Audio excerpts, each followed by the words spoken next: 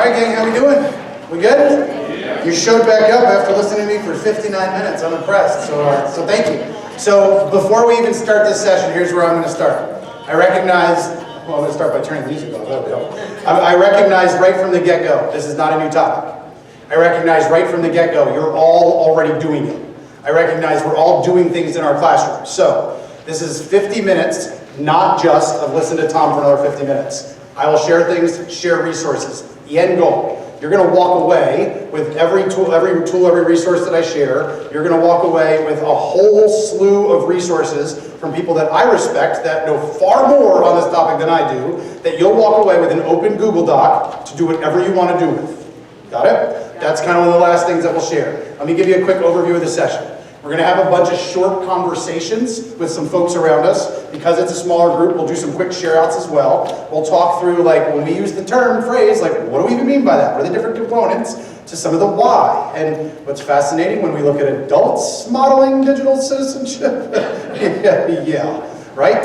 And so then when we take a look through some of these pieces, then what does it look like at an elementary level? What does it look like at a middle school level? What's wrong with that? What does it look like at a high school level? We'll then actually spend about 10 minutes. And because the group is small enough, what we're going to do is we're going to break into 3 different groups. Those of you that want to focus on elementary versus middle versus high school, we're only going to take 10 minutes. And as a group, you're going to brainstorm, what does the best digital citizenship stuff look like at that level? What are resources you know at that level? And we're going to curate everything between the 3 levels that you know. Each level then is going to do a quick 2-minute share out, just so we have, because here's what I recognize. If this is 50 minutes of just Tom's ideas, I don't leverage the amazing capacity of everyone in this room.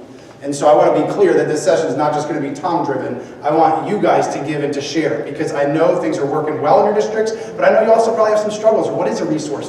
Because that's how we are as educators, right? That growth mindset. All right, so let's dive in here. You heard enough from me. I'm not going to introduce myself. You know that. I want to talk first with kind of the big picture of how do we define it? One of the things that I do as I start to see work more and more nationally, I start to recognize we use so many different words and phrases in education that we think we're talking about the same things. Let me give you a quick example when we talk about this notion of common language.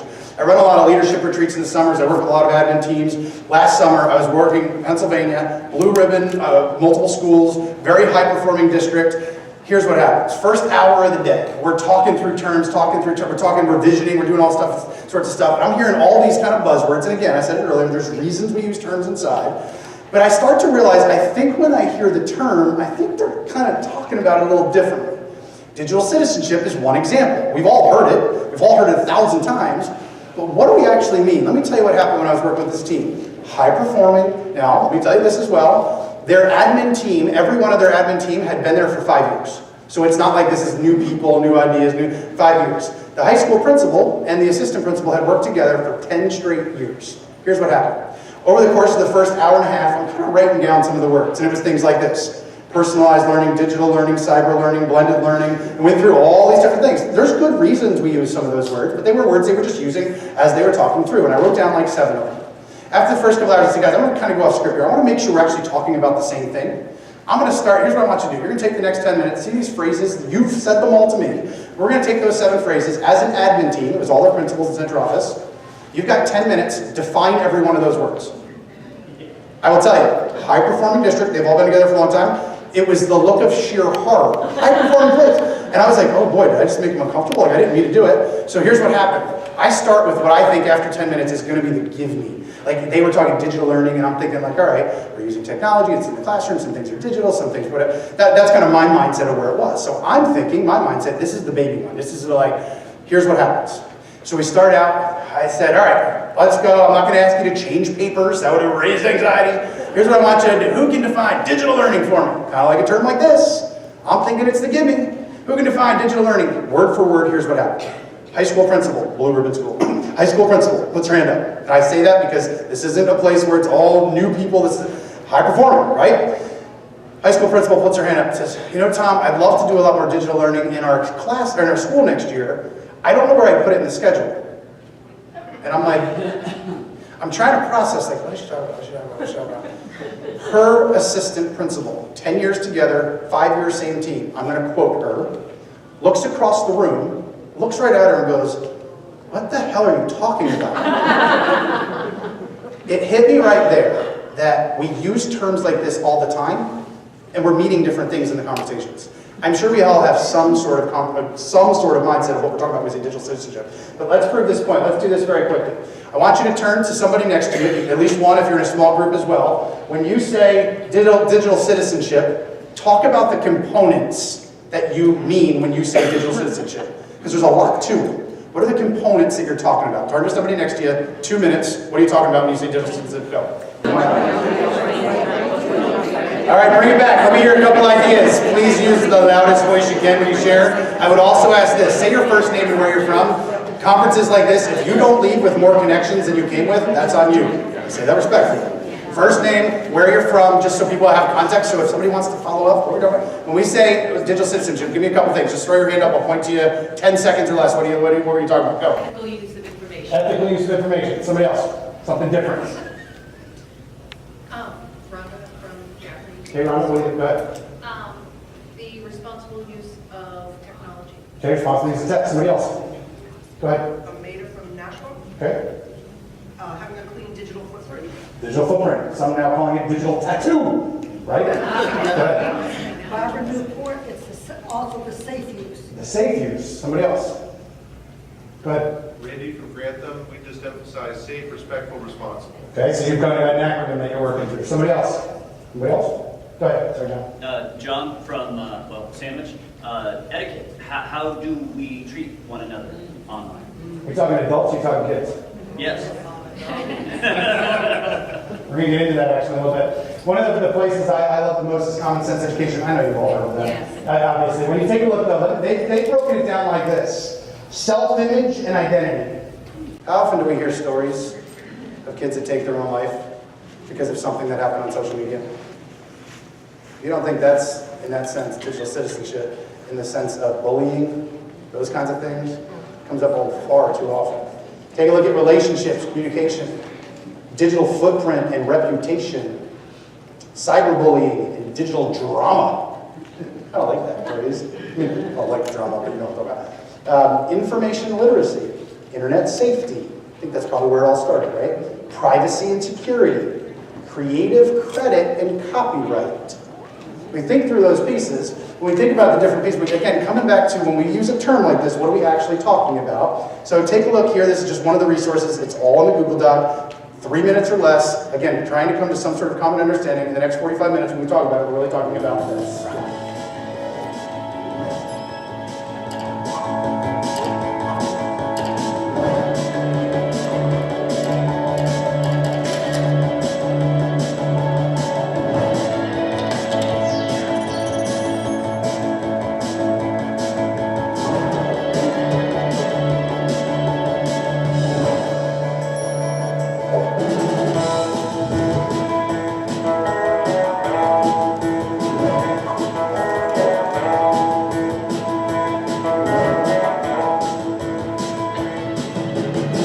I'll point you to all these resources here. This next conversation I want you to have, we're literally 2 minutes or less. Why? You've got so much stuff on your plate. You've got so much that you have to teach in terms of content. Why invest the time? Starting with that kind of golden circle idea of that why. Why is digital citizenship for the future of our country so vital? 2 minute conversation, turn to the people next to you, have that conversation go very quickly. Why? All right, bring it back. I want to hear 2 responses. Who can give me 2 whys? We can do lots of this just very quickly. First name, where you're from, and give me a why. 10 seconds or less. Go. Celia from Merrimack, because kids will believe everything they see online. Adults will what? Adults will Okay. Just making sure. We're going to get into that in a minute. Kids will see things they believe online. I mean, talk about this. We're going to get to this fake news idea. They see it and they believe it. And it's interesting, their own bias makes them believe things more or less. Right? We'll get into that a little bit too. Somebody else, one more. Go ahead. Chris from Bedford, because the world is going digital, and if we don't teach our kids how to exist in that world, they'll be left behind. Yeah. You know, and think about it. Just think about, and I don't mean this politically in one way or another, but think about every time our president tweets. I don't mean that, I truly don't mean that politically. I don't.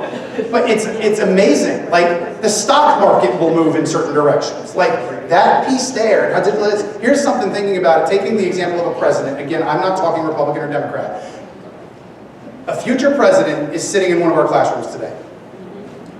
I believe we're going to hit a point where maybe it's 10 years from now, 15 years from now, 30 years from now, when my daughter's maybe my age, when they start to debate Republican, Democrat, whatever we're going to call it then, when we start to debate, it's going to start to look like this. In 7th grade, on Facebook, you posted this. Process that. It's a tattoo. So I deleted my website. Oh, that's great. Let me bring up the old legend and I'll find it for you. And we start to look at these pieces here. So when we talk about every level, what about us? I'm willing to bet that when we all walked in, you thought I was going to start elementary, middle, and high school. It starts with us. We've got people that model it in an amazing way out there. We have educators that are some of the worst digital citizens on the planet in their own modeling in their own life. I mean that lovingly. What about us? Let me give you examples here. This came out March. New study finds fake news spreads faster and deeper than verified stories on Twitter. Fake news spreads faster. Why is it? People love the drama. I hate Trump, so I'm going to find something negative Trump. I'm sharing that baby out. I have no idea if it's right or wrong. Not just Twitter. We see it all the time. Take a look here. Smithsonian, 2018.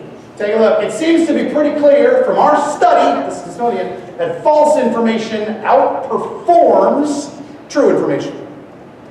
False information outperforms true information. Just process that. Think of the implications this has when people go to vote, one way or the other. Both sides are guilty of it, by the way. And when we take a look at this, let me give you an example. Fake news. So what I did is I Googled the last election. I Googled top fake news, like posts or things, top fake news shares. Here are some of them that are out there. I don't do this Republican or Democrat. You Google it, you'll find the same things. Here's an example. It was shared thousands and thousands and thousands of times. I live in Pennsylvania. Did you know? Pennsylvania now has online voting. Oh, great. I'll just wait till that day. I'll hop online and I'll go vote. All of a sudden, that vote doesn't happen. We see the implications to that shared thousands of times.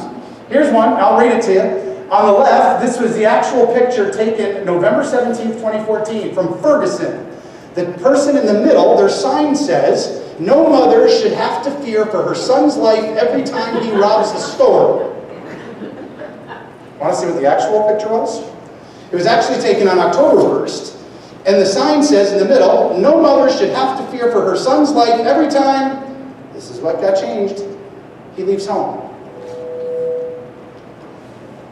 Shared hundreds of thousands of times. Used to be called gossip. Used to be called gossip. Now I got a whole world to gossip. That's a great point. How about this? I saw this shared yesterday. Yesterday! By people on Facebook that I'm friends with. It was different numbers. Number of people who go bankrupt every year because of medical bills. 0, 0, 0, 0, 0. Look how perfect the rest of the world is. Look at the U.S. We're horrible. Now listen, we can debate. We've got huge healthcare issues. Absolutely. We all know that. So people believe this instantly. It's not true. People share it all the time. I saw it shared yesterday. Why? Because healthcare's back in the news. Again. And we look at it and we share. By the way, look at the source. The source of this document is NerdWallet Health Analysis. Come on, people! Right? And we think through it. How about this? Fake news is a real problem. Just some of the top headlines real quick. Pope Francis shocks the world and endorses Donald Trump for president. Releases a statement shared almost 1 million times. It's over. Hillary's ISIS emails just leaked and it's worse than anybody could have imagined. Shared 750,000 times. Just read the law. Hillary is disqualified from holding any federal office. Shared almost 750,000 times. FBI agent suspected in Hillary email leaks found dead in apartment murder suicide. Somebody took him out. Shared over 500,000 times. So we talk about digital citizenship. We're always focused on kids. We are screwing it up. When you think about it, I mean that respectfully to us as people process this. Majority says fake news has left Americans confused about basic facts. There's times I'm confused. There's times I look at it and is that real? Is that not? 64% of Americans say they have a great deal of confusion when they look at the news. That's 2 out of 3 people. It's 2 out of 3 of us. It's been me. You see, when we start to look at these different pieces, looking at our why, this is 3 minutes. I want you to process. I thought this was a pretty good article to start to think about because when we talk about it at every level, it starts with us. We'll get into elementary, middle, and high school next. But watch this. Take a look here.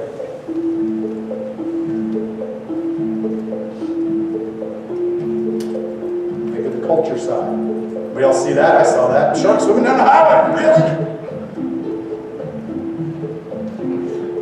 But likes chocolates in panic mode. There's the literacy side. We all have to become digital detectives. Digital detectives. First is, where's this information coming from? Sources? A lot of fake news sites Nerd wallet. create a URL which is similar to a URL of a publication that you might know and you might be familiar with. Ultimately, the best way to understand whether or not a site is trustworthy is to actually read the content on the site. Not just one article on it, but other articles, and see, do they meet the standards of quality journalism?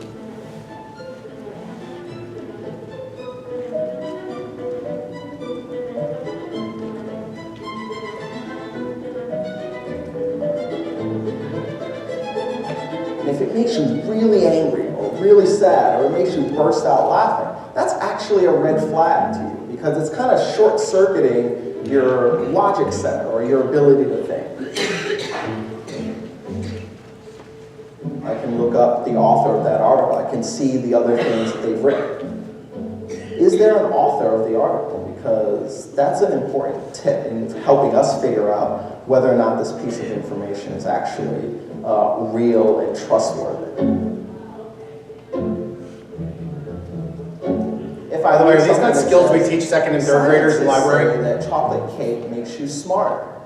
Well, what scientists? What's the source? And what exactly did they say? One of the ways in which rumor spreads is that a lot of people keep repeating the same information, but nobody has verified it. So journalists depend on high-quality sources, so experts. How did you come across this information? How do you know that this information is true? Someone takes that photo that maybe 3 years ago and say, this is happening right now. We saw a lot of that during the recent hurricanes.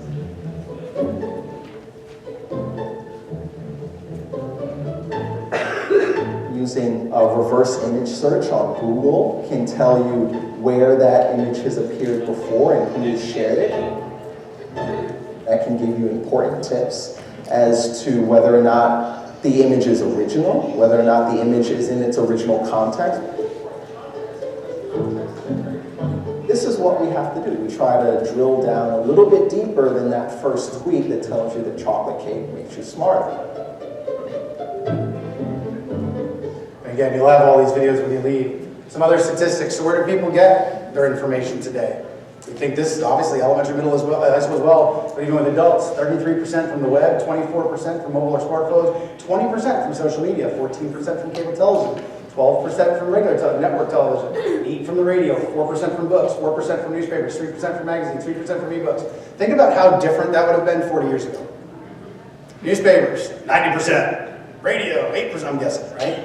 And so we think about all these different pieces. What does it actually look like in terms of modeling for us? We talk about every level, we're starting with us. What does modeling look like in our own worlds? You know, as educators, we're held to higher standards. And outside of school world, we are. That's just how it is. So what do you personally do to ensure? What do you personally do to ensure when you forward something on Facebook? Or you tweet something out, or you retweet something? You know what I saw an educator do, and I had a lot of respect for that person. It was around election season, and she shared out something. It was aligned with her beliefs. She shared it out, and somebody called her out on it. Did you see, by the way, that it's got debunked here, here, and here? You know what she did? She didn't just delete the post. She followed it up the next day. Yesterday, I shared this article without really reading through it and thinking through it. I shouldn't have done that because it wasn't accurate. And if you shared it for mine, please delete it. I messed this up. I'm going to do a better job. I so have respect for that. Turn to the person next to you.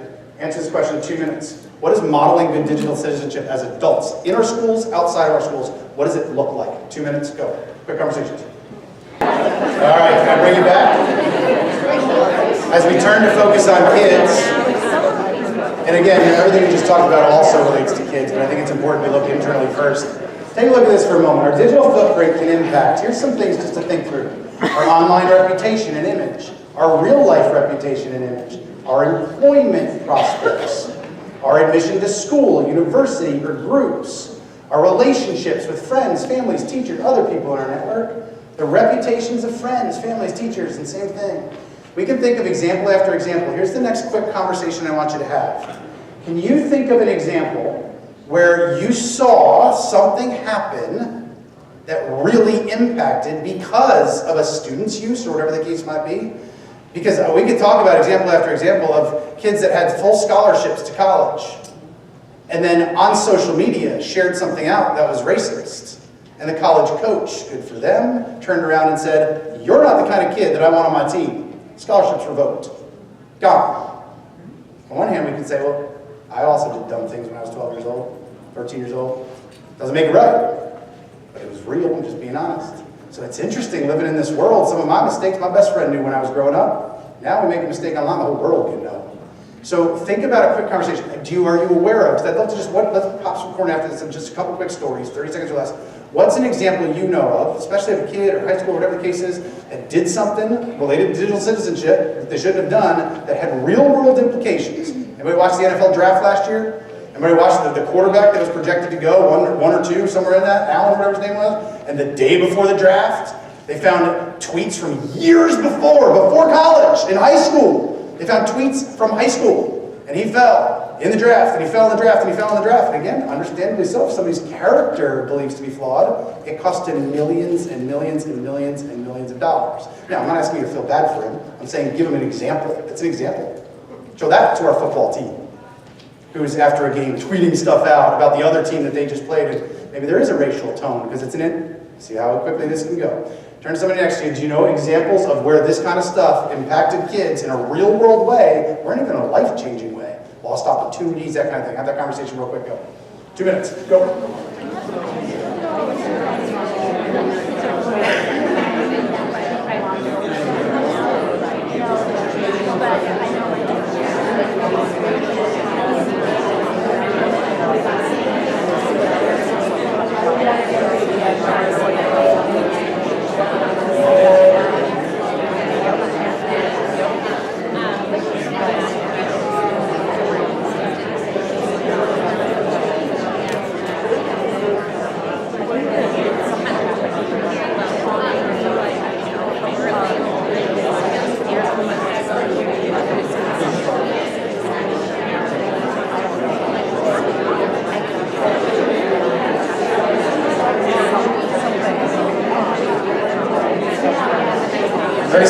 Thirty seconds.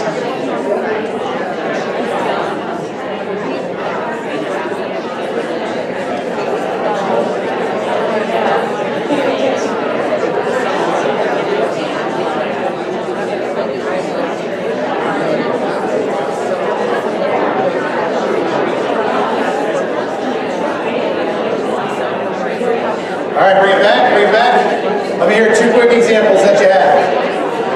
Again, I'm not trying to make anybody look bad, feel bad. I'm not trying to do that. A story of, who can give an example real quick? Something you just shared. Let's hear 2 of them very quickly. Real life implications, maybe to a high school, whatever the case is. Go ahead. First name, where you're at, and then share real quick. Go. Nicole from Wakefield, New Hampshire. I actually shared because my son, who I taught all of this to, got suspended for sending a meme to other students. And it was, I still use it with my own students, and I said, okay, do you think this doesn't happen? My son got suspended. They're like, your son? I'm like, yep, and I taught him this exact same thing. But there was that disconnect of real life. He deserved to get suspended. Thank you for sharing that real personal piece. I appreciate that. It doesn't get any more personal. I'm actually going to leave it at that story because that's personal. That's my baby. Obviously, somebody that gets it, somebody that's going to share it. But also, we can't forget our kids still can understand it here and still mess up. We see that all the time. I have to tell you the amount of times when I was a principal, the amount of times parents would walk in, especially when I was a middle school principal, they would walk in, they would dump papers on my desk. Did you see what happened last night on Facebook between these kids? I'm like, no. Well, here's the conversation that happened last night. Some places, well, that's not our responsibility. Well, the moment it starts spilling into the building the next day, there's a fight at lunch because of it, now it's our problem, right? So when we think about these different pieces and go through it, talk about the college end. Look at this, % of U.S. college admissions officers who visited the applicant's social media page.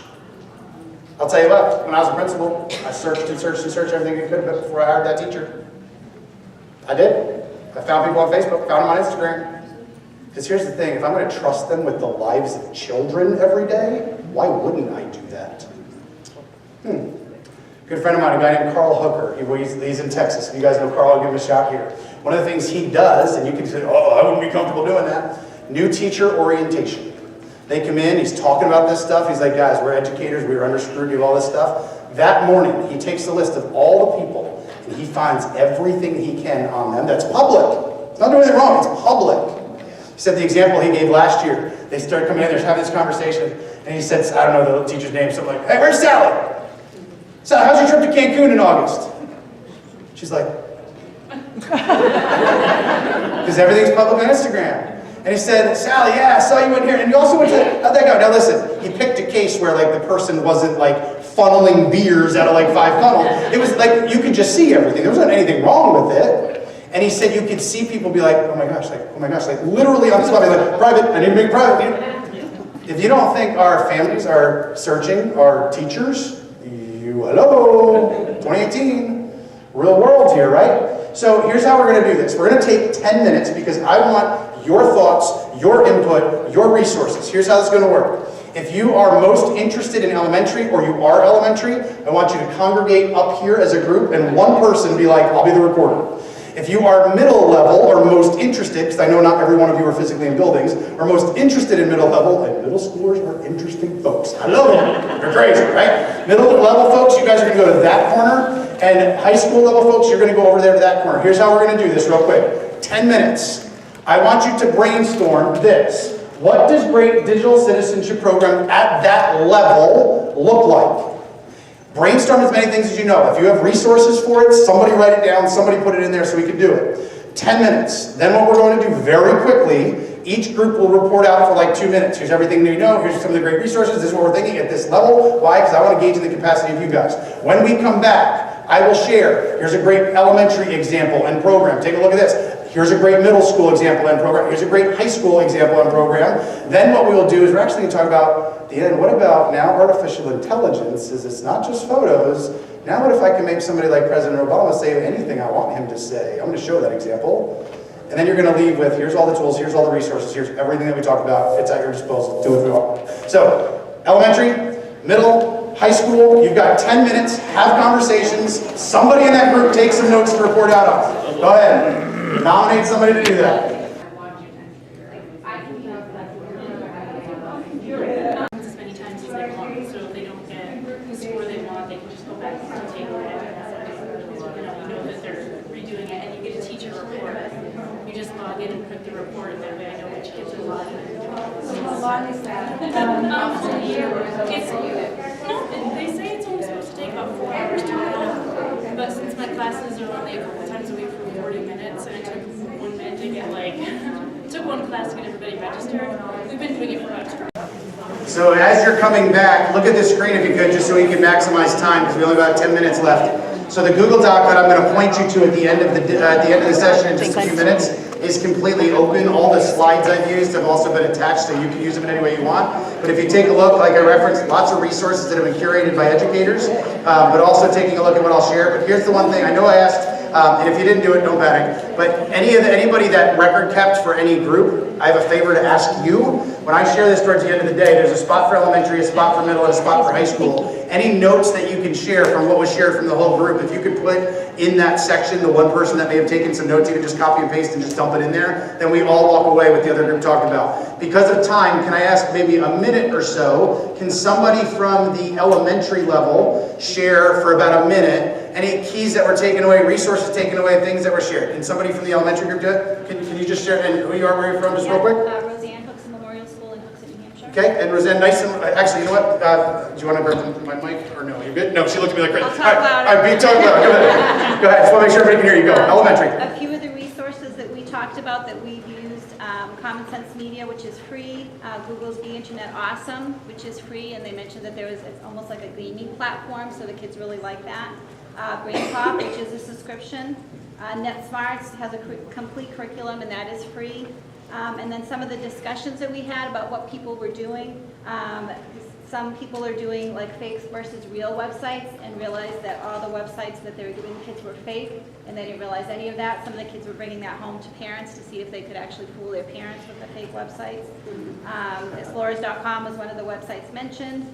Someone mentioned a show and tech they do with their students where they ask the students what they're doing at home, you know, what kind of collaborations or discussions they're having with anybody they're meeting at home, with gaming, any of the other platforms, and then tying real-world etiquette to what they're doing online. Idea was, hosting a parent information night to educate parents about online safety, because realizing they have to be on board with the kids.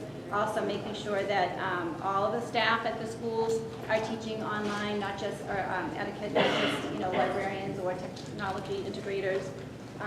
And then the safety issue, someone mentioned a situation where a teacher actually realized their second grader had created her own YouTube channel, was posting videos without anyone else's knowledge. So My 8-year-old this weekend asked if she could start her own YouTube channel. I laughed at her smile and said, honey, how old are you? She said 8. Now, are there great things that could happen? Sure. Is there really bad things that could happen? Sure.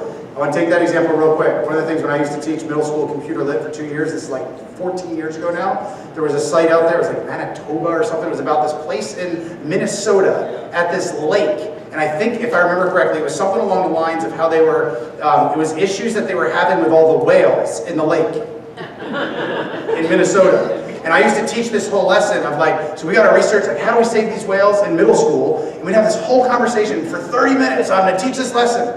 And not one time did a kid be like, Mr. Murray, this is whales in Minnesota? Never happened. And at the end I'd be like, all right, so here we go. I want you to Google how many whales were there in Minnesota. Somebody find an answer. 0! 30 minutes later. Point being, I just taught you for 30 minutes and nobody questioned it. Middle school, where are we at? Middle school, somebody real quick, a minute or so? Or somebody that took notes, or somebody want to jump in, share middle school, middle level conversation? I saw a whole bunch of you back there. 1 minute, who can do it? I'll do it. Go ahead, nice and loud. And your first name is? Christina. Christina, go ahead, nice and loud, middle school, what'd you talk about? Well, we talked about a couple sources to use in Grade Pop Classroom, digital literacy and responsibility program through Everfly, and then Go Guardian came up about monitoring. Talked about the importance of getting all the teachers on board, not just those who have to teach that curriculum, but those who have to help reinforce it within their classrooms. And then maybe getting into the community as well. Parents need to understand what their children are doing at that time. Great point. How to set the example. In my opinion, digital citizenship is one of those things that everybody passes the buck. Oh no, the librarian has to do that. Oh, where are the real world opportunities that happen every day in a classroom? You doing math, talking about numbers? Hey guys, you ever hear about this fake news stuff? Look how many times these things were shared. Let's run some percentages up. It's an example you can use. Where's the awareness of fake news that you're doing math? It can happen every day. High school level, where are you? Somebody from high school real quick. 1 minute or less. Who can share high school? High school teachers, I'll use my wait time. No, just kidding. Go ahead. Somebody share high school. Share out real quick. You guys are still living, breathing that shared, right? We're okay, right? See, they're still smiling. So who could give me 1 minute? High school teacher, somebody that, or admin or whoever was back there high school. I'll throw one out. Thanks, John. Go ahead. Just summarize your conversation real quick. 1 minute. Yeah, one of the things we talked about was just setting up a Google alert on yourself. Having students do that just because you never know what is happening, and having that information come to you and developing your own self-profile about what information out there is available about you. How much do you know about yourself? So raising that self-awareness. 2 of my good friends, a guy named Dean Cheresky, he works for Discovery, a guy named Alec Kuros that lives in Canada. They are both people that are incredible when it comes to digital media, digital awareness. They teach stuff on this. Both of them continue to have phishing scams almost on a weekly basis. Their pictures are used all over the world for really interesting things. I will tell you, they've written a lot about it and blogged about it because they're 2 people that lead this work, and they're 2 people that are constantly getting phishing scams in terms of their images being used all over the place. Alec talks all the time about women around the world that send him money. And then they find out and they reach him and they're like, hey, I sent, he's like, listen, people are using my picture, that's not me. And they're like, but I fell in love with you, was one story. Truly sad in that regard. All right, so here we go. We've got the last few minutes left. I'm going to very quickly, because you'll have access to all these, so I don't need to share all of them. One example in elementary that I think is awesome. Yes, part of it at least is subscription, but I think some of it is open. Somebody might know better than me. Is Brain Pop, like an example here also. This one is actually common sense of some of the things at elementary, how we teach to their level. I love this example. I use this with my daughter, and this is the notion of a footprint. I just don't know where all these prints are coming from. It's a mystery. Whom do they belong to? Again, first grade, there's kindergarten. There's some footprints that you just can't erase. Second grade. These things I can't erase. Okay, you get the point? Middle school, great example. In Control is one. Whole curriculum there related to middle school. Teach in Control, CTRL is an example there. Again, I have no affiliation with any of these companies. They're just in terms of personal recommendations. Here's one example. Check this out. One time, me and this girl got middle school level disagreement because her friend saw me comment her boyfriend. She thought something was going on, so she got mad. And then her friend started like harassing me online. But great opportunities, conversation starters for middle schoolers. High school, I'm sure again I reference common sense, incredibly, it's what they do as an example of that. So, I want to show this video. Watch this for a moment. I know we've got like 2 minutes left here, but take a look. This is what I referred to, because think about what's coming. Part of my why, we talked about your why with that, is kids need skills, and kids totally agree. But here's the problem. It's getting harder and harder to see what's real and fake. Watch this example real quick. Now with former President Obama taking on fake news, except turns out it is not really President Obama in this PSA. This is a clear example of technology that could become more widely used. And ABC's David Raines here with more. David, this video is proof that we can't believe everything that we see online. That is right, Paula. Good morning. They say that the camera never lies, but technology is advancing so fast that it can lie with greater and greater effectiveness. That's the point of this new video from Jordan Peele. Our enemies can make it look like anyone is saying anything at any point in time. Former President Barack Obama, right? So, for instance, they could have me say things like, I don't know, Killmonger was right. Wrong. You see, I would never say these things, but someone else would. Someone like Jordan Peele. Comedian Jordan Peele actually produced this video to warn about the future of fake news.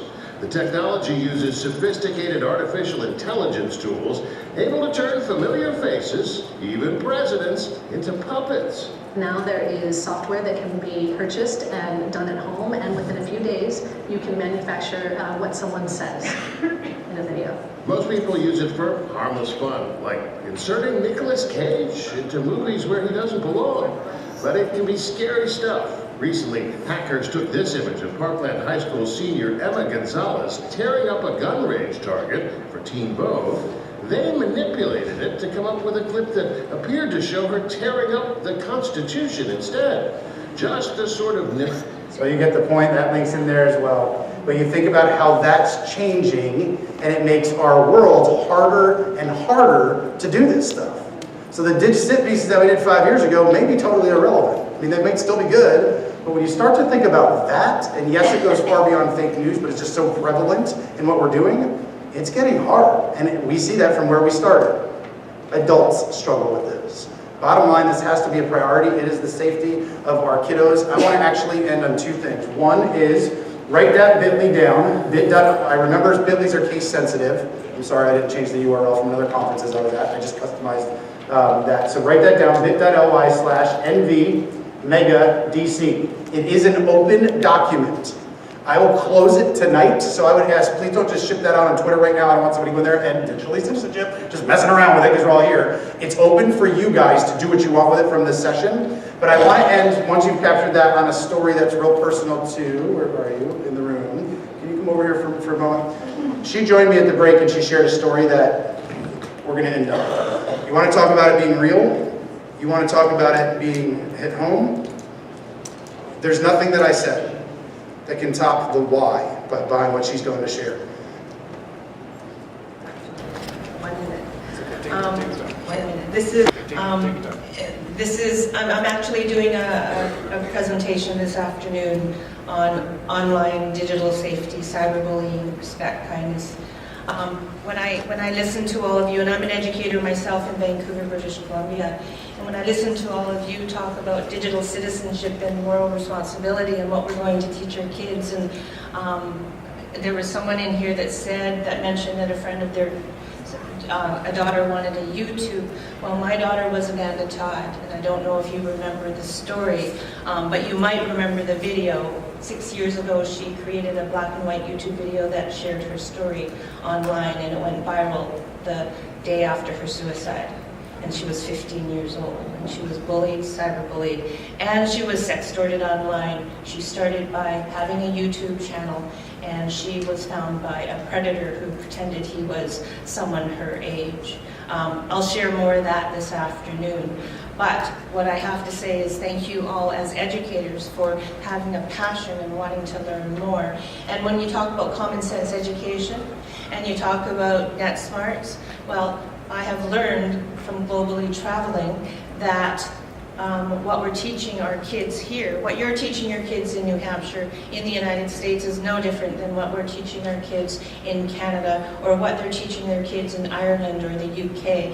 So another couple of websites to write down is Media Smarts in Canada, UK Safer Internet in the UK, Facebook, Instagram.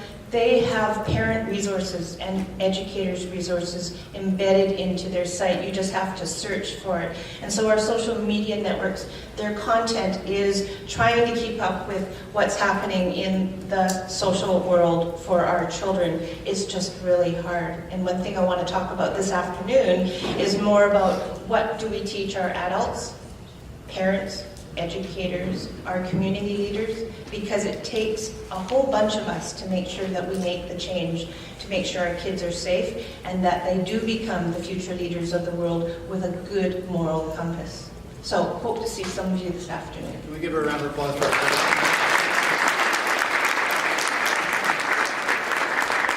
You've got the tools, you've got the resources, they're there. Thanks for having the conversations today.